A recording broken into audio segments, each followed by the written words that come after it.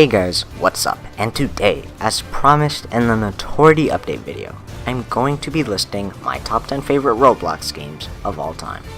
But before we get into that, I want to apologize for how long this video took to create. It was a lot harder than I thought it would be, choosing just 10 games out of the many on Roblox, and being satisfied in how I explained my reasoning for their placement was difficult on its own. Not to mention, the amount of games I originally considered giving a spot on this list was 37 different games, including the ones that made the list. The process of finding the 10 games alone took 3 hours, and with my new approach towards discussion videos and the style in which they are created now, didn't help either. But other than that, this video's purpose is to give you guys an idea of what the games PBZ works well with, because when we play games we like, our videos are far more entertaining compared to when we play a game we dislike, such as RHS. This will allow us to make far more entertaining content for you guys and enjoy ourselves even more when we are playing games. So, I hope this video is able to give you guys an idea of what we like. Let's get into this.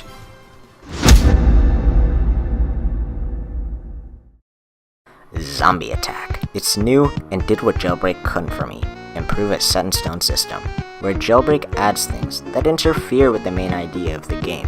Zombie Attack doesn't. Instead, Zombie Attack adds things that mesh very well with the wave survival gameplay, making it all the more funner. The throwable knife, pets, and boss waves, something I've wanted from Zombie Rush for quite some time, are great additions to the zombie survival gameplay. And it also solves problems that ZR has with overdrawn waves, by adding a time limit you must defeat a certain number of zombies in. Although it's no bloodfest, it's the zombie game I don't need a friend to play. But it's this low because one of the factors I considered in placing these games was memories, and this game, although great, has yet to spark any. Other than that, it's fun, highly addictive, and a great example of modernizing a classic game genre.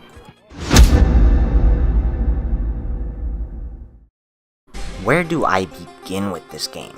It's the definition of a Roblox classic. Explosions everywhere, the linked sword, and a brick battle style team battle gameplay.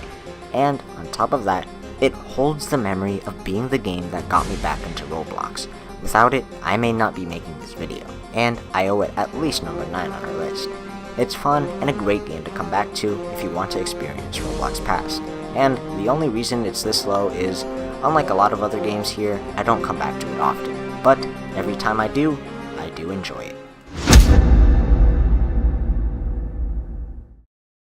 How could I not give this game a spot on the list, after I praised it so much in the Jailbreak video?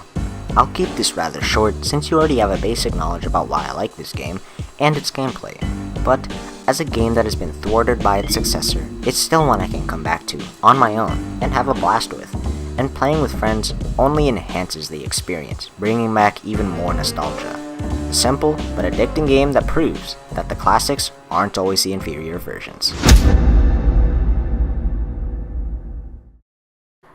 I originally didn't think this game would get a spot on the list. Matter of fact, I thought it would be booted off quicker than some of the other choices. But surprisingly, when I really thought about it, this game is a lot more likable than I had originally thought. It's the game that I do genuinely enjoy introducing people new to Roblox with, or showing relatively new players what the good games on Roblox look like. Not to mention, unlike games like Natural Disasters, Flood Escape, and Zombie Rush that have repetitive gameplay that does get boring to a certain extent, Death Run doesn't. And on top of that, it's also generated a fair amount of memories with friends old and new, compared to the other games before it, which gives it the edge it needs to surprisingly take the number 7 spot. Overall, it's a surprisingly charming game with tons of replayability and tricks to learn. You want addicting? You want classic? Then this game is for you. Person 299's minigames is what I consider the greatest minigame based game on Roblox, topping Ripple's minigames and Epic minigames by a mile. With addictive games like Board, Balloon Buster, Lava Roll, Gain Ground, and a variety of different brick battles, it definitely deserves this high up on the list, and higher if it weren't for its many flaws. Although the game plays well, it has taken the punches of time, with glitches that can break certain minigames, ones that I used to love. Not to mention, the community that primarily plays this game has been toxic in all of my experiences of playing the game, which is something I will never enjoy as long as I play Roblox. So, that's why it's held back to number 6, but not any further. It's highly addictive and a great example of a game that has stood the test of time. But seriously though, get rid of fucking Dogfight. It's dog shit. Get it the fuck out. Get it the fuck out. This game deserves a spot in the top 5. Heck, originally, the first iteration of this list had it in the top 3. But it has one major flaw that, when I really reflected on it, really does affect the game. But I will get into that later, because I want to cover one of my favorite things about this game, its story. Although it's not a movie or even TV level story, it's one of the few games with a story on Roblox in general. And, though simple, one that I enjoy and feel involved with, as if I were in the game's world, fighting off Zucard and her minions myself. And it's also another game that, in my eyes, will always be superior to modernized versions, such as Swordburst 2 and Gears Online, which I do enjoy, but don't ever come back to, unlike FSL, which I do.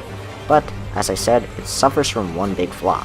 Similar to Person 299's minigames, FSL 3 has not stood the test of time. Heck, not even as well as Person 299's minigames. Things essential to the game are broken, and I've lost my save data 3 times, and one of those saves was a 100% complete run. So, it does frustrate me often. But, with the possible FSL 4 coming out, maybe this game will have a new contender for the spot in the future. Other than that, it's a great game that did revolutionary things for its time, and holds a special place in my heart for the memories of helping my friends progress through it, and the 2 fairly successful videos spawned from it.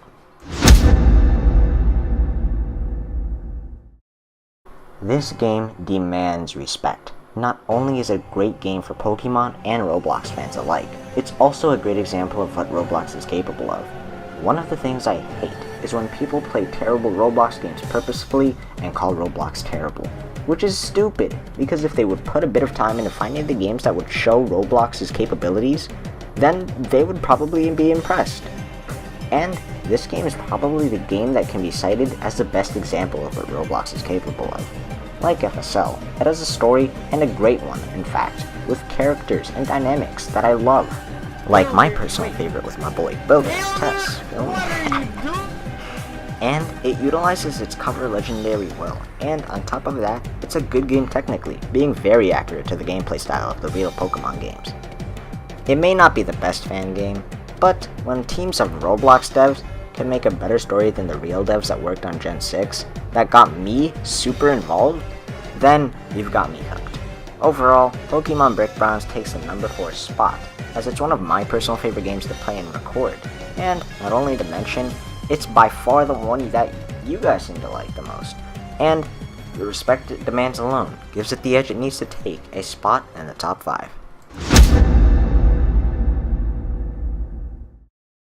Like Zombie Attack, this game is relatively new to me.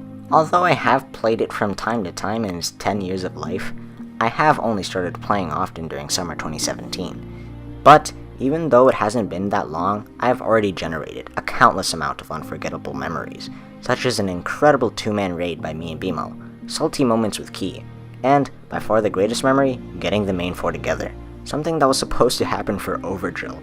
That alone gets it this spot on the list, but not only is it nostalgia built, but it's a great game. The chances are endless, you'll never know what you might run into. You'll make friends and enemies, and run into crazy situations, and those experiences and different outcomes keep me coming back for more. It hasn't been long since I've played this game, or started playing it, but it already has generated so many good memories and fun times with me, and I can't wait to see what this game and its upcoming sequel have in store for me.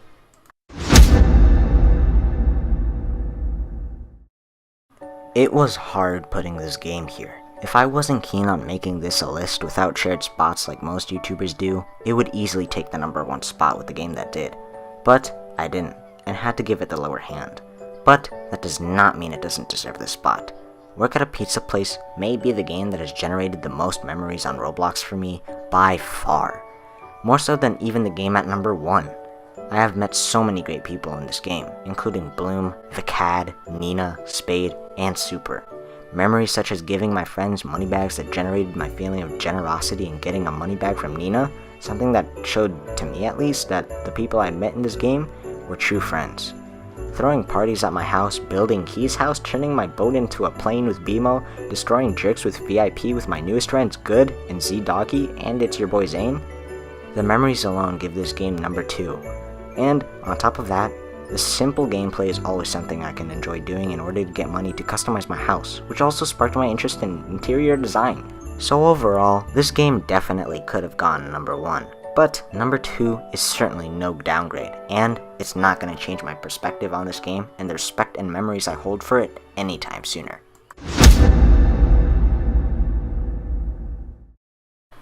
Now, before we get into the number 1 spot, I want to do a quick recap in case you skipped ahead, or forgotten some of the games that came before. Number 10, Zombie Attack. Number 9, Red vs. Blue vs. Green vs. Yellow. Number 8, Prison Life. Number 7, Death Run. Number 6, Person 299's minigames. Number 5, Forsaken Swords Legacies 3. Number 4, Pokemon Brick Bronze. Number 3, Apocalypse Rising.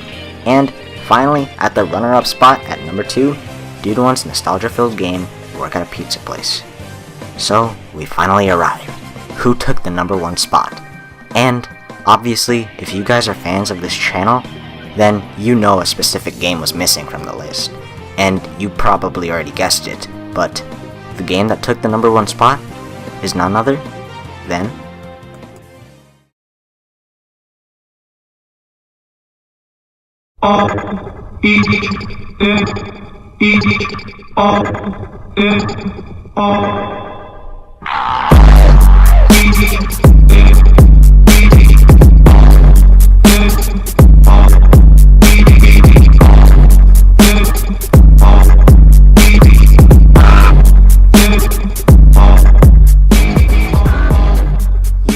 this game had a place somewhere on this list. Heck, you should have known it would have been in the top 3. This game, both in its past and current present, has remained one of my personal favorites, and most likely, a favorite amongst the PPZ-101 itself.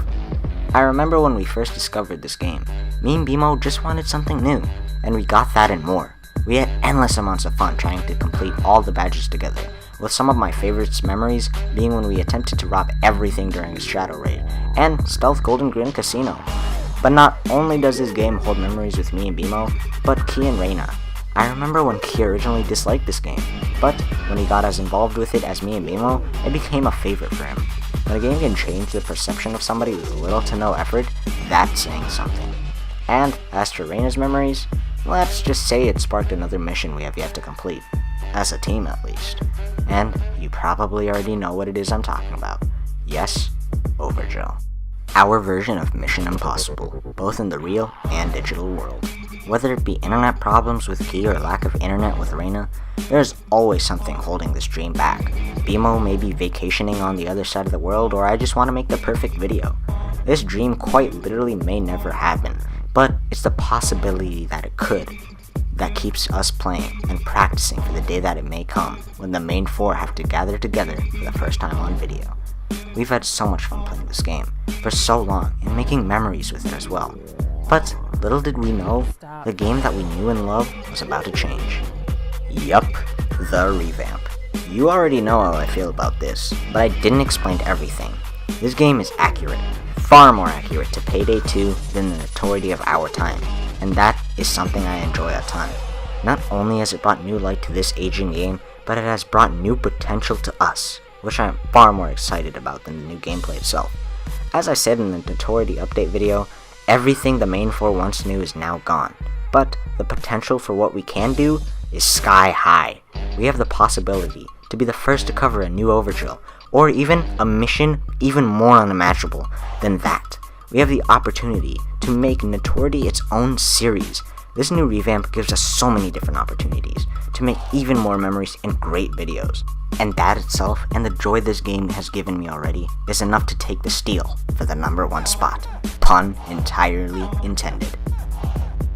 So I hope you guys enjoyed my list. If you want, tell me your top 10 favorite Roblox games. I'm all ears. Whether it be for sentimental or just gameplay purposes, I'm interested in seeing what games truly affect our community since, as stated, this video is made to show you guys which ones affect us. But remember, this is simply my opinion, and that applies to anyone willing to take the time to comment what their favorite games are, so take it with a grain of salt. Otherwise, I hope you enjoyed these last two discussion videos, because they took a lot of work, and I'm pretty fond of them. So, until then, peace off.